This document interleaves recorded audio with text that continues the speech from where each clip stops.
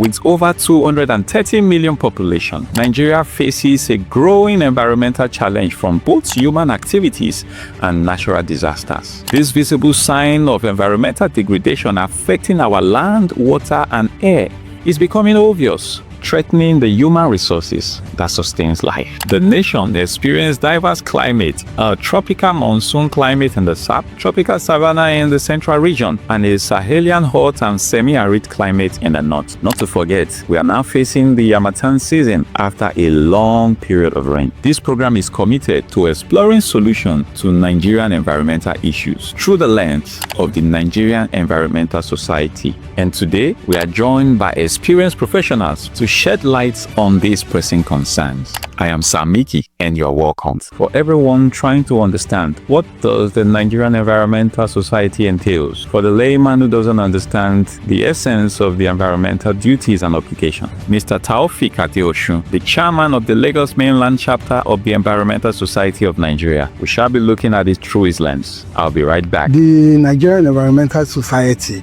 is a body that is concerned about the environment status. What the society is all about is promoting clean and good and sustainable environment. The society has been on for long. We started roughly in 1983, and after some time it became well established in 1985. I think in October 17, thereabouts in 1985. And since then, they have been advocating with the government the way and manner by which we can help to sustain our environment. And this is done by promoting awareness, talking about the status of the environment to people, organizing seminar, organizing workshop, even stakeholder meeting. Apart from all this, we make visitation to markets in order to sensitize the market women about a clean environment, maintaining good hygiene within their area, and all these things helps us to be able to tell the people more about the need for a clean environment. Then the society organizes conferences on a yearly basis. We take our conference to various parts of the country. As we speak now, the society has roughly about 30 branches, that we call them chapters, in all the states. Some states even have 2 chapters. Like, for example, in Lagos State now, we have 2 chapters in Lagos. We call it Lagos Island and Lagos Mainland. Everybody on Victoria Island, after the Third Mainland Bridge, they fall under the Lagos Island chapter. And every other person before the Third Mainland Bridge, they fall mainly under the Nigerian Mainland chapters. So that is the way it is done.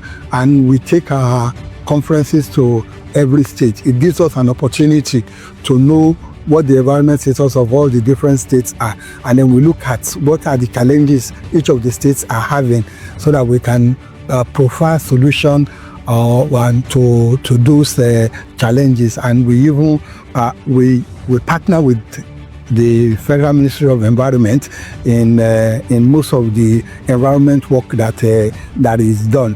Not only that, the society just held this last annual general meeting here in Lagos State, where we had governors from 2 states being present, and they were given an award to recognize the role they've played in keeping their environment safe and clean. So there are quite a lot of gains in belonging to the Nigerian Environmental Society. Number one, you broaden your knowledge. Then there is opportunity for you to mix with professionals like yourself and get to know each other better. And you also have the opportunity of knowing the different kind of challenges that each state is having in terms of the environment, so that we can all come together and put our minds together in making the environment sustainable.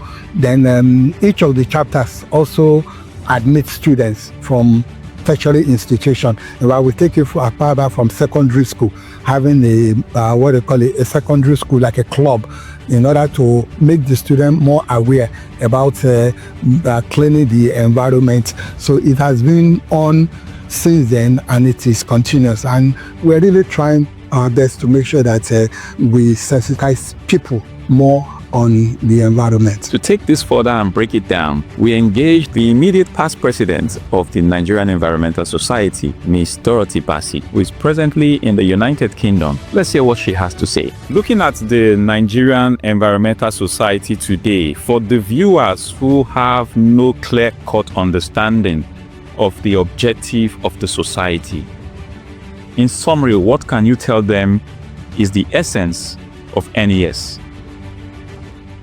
So NES, which is the Nigerian Environmental Society, was set up, was formed by the elders about 37 plus years ago. And at that time, environmentalism was very, very new. There were scientists and environmental officers who felt there was a need for the environmentalists to form a community whereby experiences could be shared, knowledge could be shared, and also support could be given to both the operators and the populace in terms of changes that were observed at that time. So essentially, the society is a group of scientists, everybody actually, because as you know, the environment concerns everybody. It's not like it's for scientists alone. Architects have a role to play in the environment, because nowadays we're looking at green environments. We're looking at how buildings can be built in a way that it is green and you do not use too much energy in terms of either you're keeping warm or you're keeping cold. You understand what I'm saying? Lawyers as well have a role to play in the environment. We're talking about environmental justice. What is happening today and globally is that the advanced countries have developed way ahead of third world countries, right? And now that we have seen the effects of development, the discussion is that we in the third world should slow down development because of climate change and the things that is happening globally. But really and truly, can we afford not to develop just like they have developed? All right. But the thing is, now that we have seen these changes and we have seen the way man's activity interacts with the environment, then there has to be adaptation. There has to be a different way of doing things, a different way of living, a different way of handling our waste, a totally different mindset from resource management, resource use, and so on and so forth. So things are different. However, life must go on. Development must go on. As you know, currently, people are, environmentalists around the globe are in Azerbaijan, COP27, I think. I'm not a fan of the COP meetings because it's talk. I'm really not I'm not really interested, because when you consider when Rio in 1982 first highlighted the issues of the environment, till now we are still talking. However, the talking aspect, I think, lies more with the developing countries, because the advanced countries have put in place several things that they can do to adapt better, right? They have put in place several innovations, several technologies that can help them survive even within what is happening. But it's not the same. It's not the same with unfortunately, with third world countries. And most of the discussions I see from those who are attending are talking about financing. If you understand, financing climate adaptation, financing the third world countries. But nobody is going to help. Nobody is going to leave their own problems and come and help you.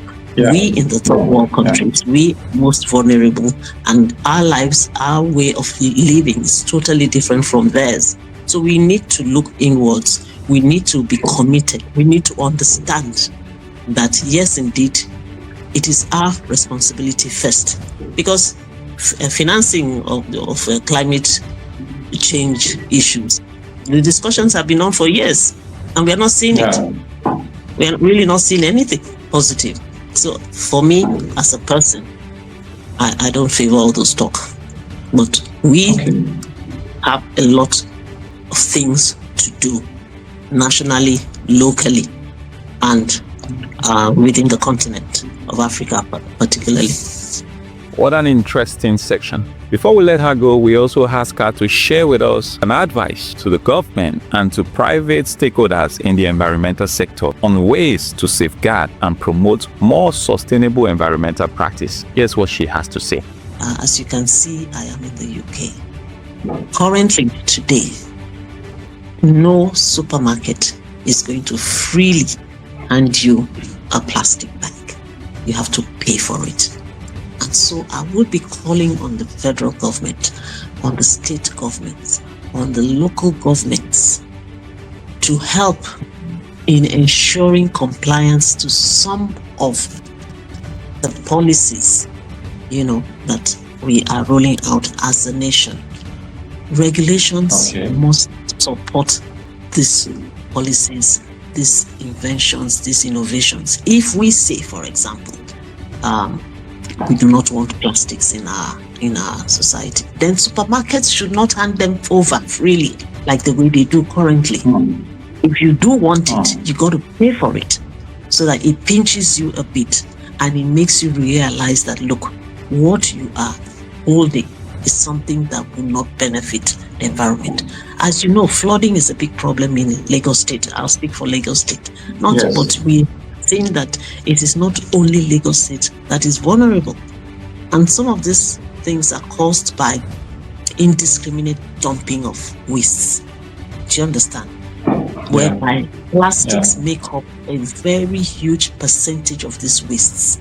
So government has to come to support environmentalists in putting regulations in place, putting sanctions. And when we say sanctions, we are not talking about punishing anybody, but we're talking about putting a fee that will be a deterrent to living the way we normally do. Do you see? For example, there was a time we used to have the sanitation Saturdays. That worked beautifully because it involved everybody. Even kids used to come out. And drains will be cleared, and the local governments will arrange for pickup. One thing I see in Lagos State, again, I'll speak for Lagos State, they're very good in clearing the drains, but they are very slow in picking them immediately. So what happens is that we clear the drains, but they leave the spoils by the side. And when the next rain comes, it goes right back. So it's an effort that is wasted. Once the drains are to be cleared, the trucks should be nearby to pick up those things that are. Yes, exactly. Then the second thing I would also like to speak about is recycling, which helps to reduce the waste that eventually goes into the dump yards. In a lot of countries, you see the plastic bins clearly differentiated. And you know that, yes, if you have plastics, you put them in one bin. If you have paper, cardboard, you put them in one bin. If you have glass, you put them in one bin. These are all materials that other people can use as a feedstock. So why do we keep importing things that we really don't need? Why do we keep reinventing the wheel when locally we can not only create jobs for young people, but we can help our environment by ensuring that less is more, less goes out into the dump sites. So these are my two call outs for the local government, because federal government cannot do everything. It has to start from the local government. And again, if the local governments, they understand fully, these are no-brainers. These are very simple things that can be done. And you see, when people talk about jobs, a lot of these countries everybody runs to, one thing that is driving them is their very clean and organized environment. How do they do that? That's what we should be asking ourselves. Gone are the days when foreigners used to flock into Nigeria. Forget about security issue. How clean are our cities? And we say we have people who don't have jobs. But if you give them a little stipend, a little incentive, the cities will be clean. People work here 24/7. Good thing we now have solar lights. Solar lights are not particularly over expensive. Why don't we put them across the city, light up the place? Once the place is well lit, we won't see thieves, right? And solar lights are as a result of addressing the environment. So whether we like it or not, the environment impacts on everything that we do. Do you see? We have the sun almost 24, the 360 days. Even when there's rainy season, we still have the sun. So incentives has to come in to encourage people to get alternative source of energy. If we can give loans, banks, I'm calling out the banks. If we can give loans to buy cars, why can't we give loans to buy solar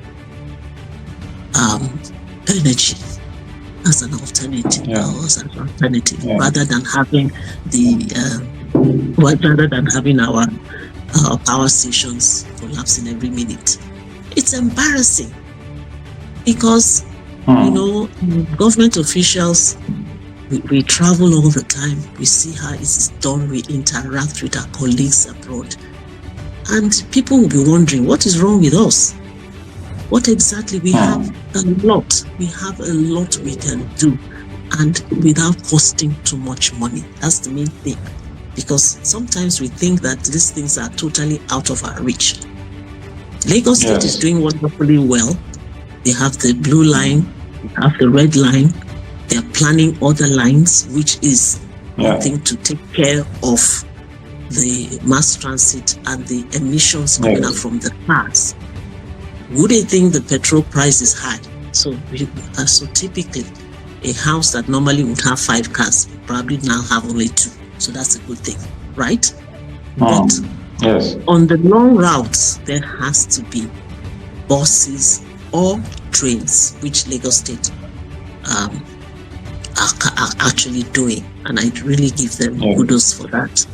So you see, these are things that, but like I said at the very beginning, you need to understand, or we as citizens need to understand the interactions between our activities and how it affects the environment.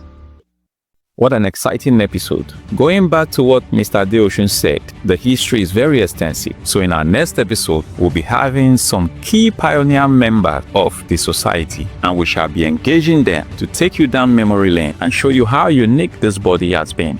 Don't forget to follow us on social media to have more insights about the society. And also the website is there. You can go down and check the objective, the aims of the society. Until I come your way, I'm Sir Mickey, and thanks for watching.